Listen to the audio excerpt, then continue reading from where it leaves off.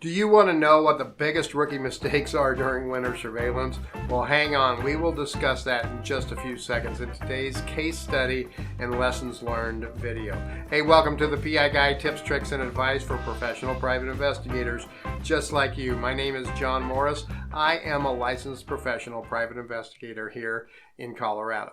Now, winter surveillance brings on new challenges, new obstacles, and requires a new mindset for surveillance investigators. It also brings on many new opportunities for better surveillance outcomes.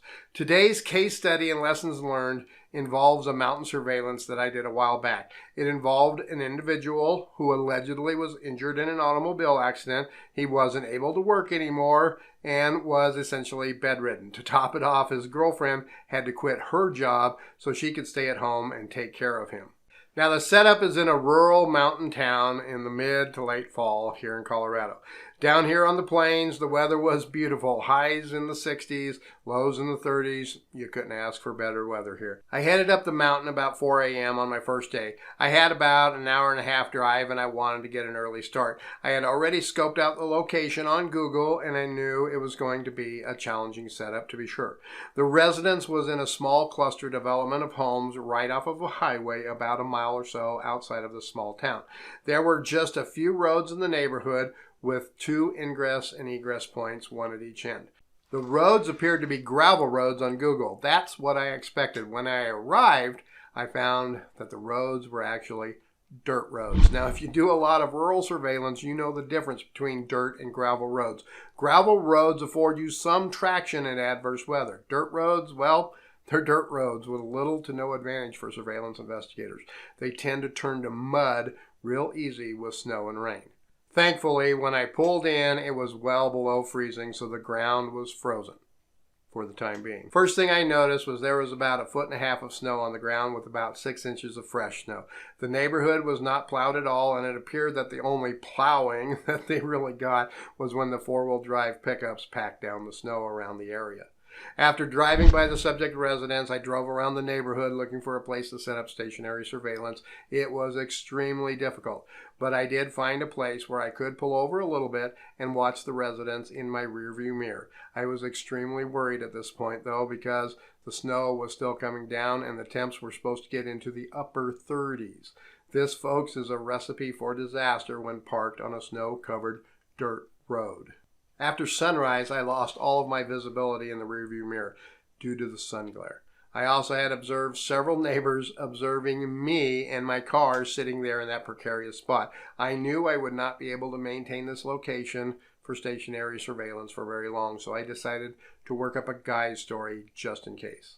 In these little mountain subdivisions, everyone knows everyone. They're all watching out for each other as there are many predators up there, like lions, like bears. And on occasion, surveillance investigators are out there. Now, I keep a rolling and measuring wheel in the back of my car, along with an orange vest, a clipboard, and some other things for accident investigations as well for guises when I'm on surveillance. After the sun came up, I popped up my orange light on top of my car. I pulled out onto the side of the highway. Now, pulling out was quite the ordeal for me. I almost got stuck trying to get out of my park position. Then I almost got stuck trying to go up the hill to the stop sign at the highway. You see, folks, my car isn't 4-wheel drive. It isn't even all-wheel drive. Now, I know some of you are like, what? You're doing surveillance in Colorado without 4-wheel drive? But, yeah, it's my car. It's the one I wanted, so I got it. Call me a rookie. Go ahead. You can do it. Call me a rookie. Before I tell you about my highway setup, go down below, hit that thumbs up, hit that subscribe button. That really helps the PI Guide channel out a lot. The highway doesn't have an actual shoulder. There is maybe 2 feet from the outer white line to the side of the mountain. To top it off, the neighborhood is also on a curve, so there is limited visibility for me from oncoming traffic in both directions. Now, I jumped out of my car, I grabbed the few orange cones that I have, and I went back behind my car and I set up the cones to alert oncoming cars of my presence. Now, I am way nervous at this point. This is not safe. I'm telling myself, just make it look good and get out of there. I'm telling myself, I got the cones set up, then I started taking pictures of the roadway and started taking measurements at various places similar to if I was doing an accident investigation. After about 10 minutes, I see one of the neighbors pulling out of the neighborhood in his big four-wheel drive pickup and start creeping up slowly towards me. As he approaches me, he rolls down his window and he asks me, "Are you investigating that accident that happened last Friday?" I told him I was. Then he said, "Well, my wife saw it all, and if you need to talk to her, we live at," and then he gave me his address, his name, and his wife's name, and then he went on his merry way. I was like, whoa, what a stroke of luck. This might actually work. I continued taking some photos and measurements, or at least acting like I was. Then I packed up my gear, and I went on my way to try to find a new stationary surveillance position. I found a nice spot in town about a mile from the residence where I could watch in the direction where my subject may come from. My biggest concern was if he decided to head up the mountain and go skiing, as there was a ski resort up the mountain a few miles. My setup was on the highway, so I figured I could do periodic drive-bys of the residence to ensure the vehicles were still there as needed.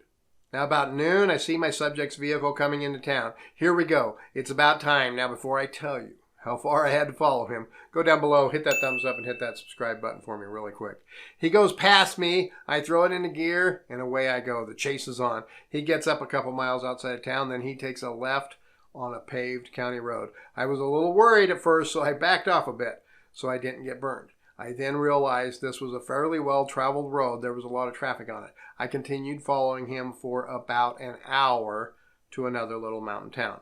This other little town was a little bit larger, and it had a major grocery store in it where I followed him and his girlfriend to. Got good video. He seemed to be walking fine, showed no signs of injury while shopping. They returned to their car, and then they went across town to a marijuana dispensary, of course. Where else? They get done there, and then a nice, slow, leisurely drive back across the mountains to their residence. The second day rolls around, nothing happens.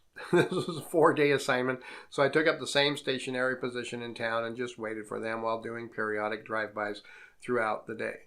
On the third day, there was a lot of snow up there. I mean, they got like a foot while I was there. I had to keep moving to new locations so I could let the snow plows clear the sides of the road, and I didn't get my vehicle plowed in and stuck on the side of the road. Day 4. I see the subject. He's coming down the mountain towards town. I get in behind him, and then he takes that same turn on that same paved county road heading towards that same larger small town up there in the mountains where they went grocery shopping. I'm like, okay, piece of cake. I prepare myself for a nice leisurely drive across the mountains. Then suddenly, after just a few miles, he pulls off the road onto a gravel road. I noticed a couple of signs about hiking in a lake. I am like, woo, we are going to have some fun now. I let him pull off. I went past and I make a quick U-turn and I watched from a distance. They were driving up a winding road toward the lake and I could see the road well, so I let them go a ways before I headed in. After a couple of minutes, I headed in and up and up and up. The road going to the lake was a very steep, winding roadway. I got about a mile up to the last point I remembered seeing the subject vehicle. Then the road turned into a one-way road. I'm like, uh-oh, what am I getting myself into? I quickly look at my GPS. I see that the road goes up a few miles, and then there's another road that comes back down, so I'm not too worried. I decided to continue up, and it wasn't long before the majority of the road was completely covered in snow. As long as I keep moving, I think I'm okay. I got up about a half a mile from the lake, and I could see off in the distance 2 people and a couple of dogs walking around the lake. Now, you won't believe what I saw them doing up there on that mountain. Go down, hit that thumbs up, hit that subscribe button really quick to show your support for the PI Guide channel. I got my car pulled over as far as I could off the road, and I hopped out with my video camera and a tripod. I set it up, I got zoomed in, and yep, it was my subject and his girlfriend, and they were snowshoeing around the lake. My setup couldn't have been better. I decided to stay put and get as much video as I could. After about 30 minutes, they went out of my sight, so I decided to head up and see if I could find another vantage point. Now, one of the scariest moments of my entire life while doing surveillance happened. I got into my car. I started my car. I put my car into drive, and my car started sliding backwards downhill. Yep, backwards. I got it in drive, and it's going backwards down the mountain. I apply my brakes, and my car starts fishtailing on the road. The snow has started to melt on top, which then forms a thin layer of ice, which then makes it impossible for me to get any traction at all.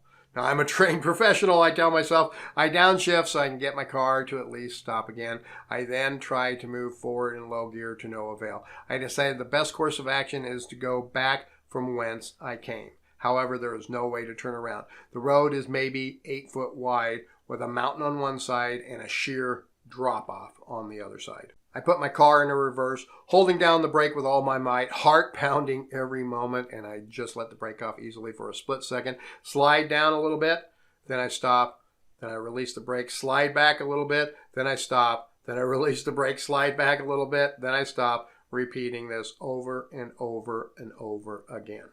After what seemed like an eternity, probably 30 minutes, I finally got to a point where I could do a 100-point maneuver to get turned around. I still had a slow go at it the rest of the way down, as I was going the wrong way on a one-way road for a while, but at least I was pointed in the right direction. After I got down, I just waited for them to leave, and I followed them home. Lessons learned: don't be a rookie like me and do mountain surveillance without four-wheel drive or all-wheel drive, folks. Never assume the weather conditions are the same where you're going as where you're coming from, and always have a good guide to use just in case. Hey, thanks for watching the PI Guy, tips, tricks, and advice for professional private investigators just like you.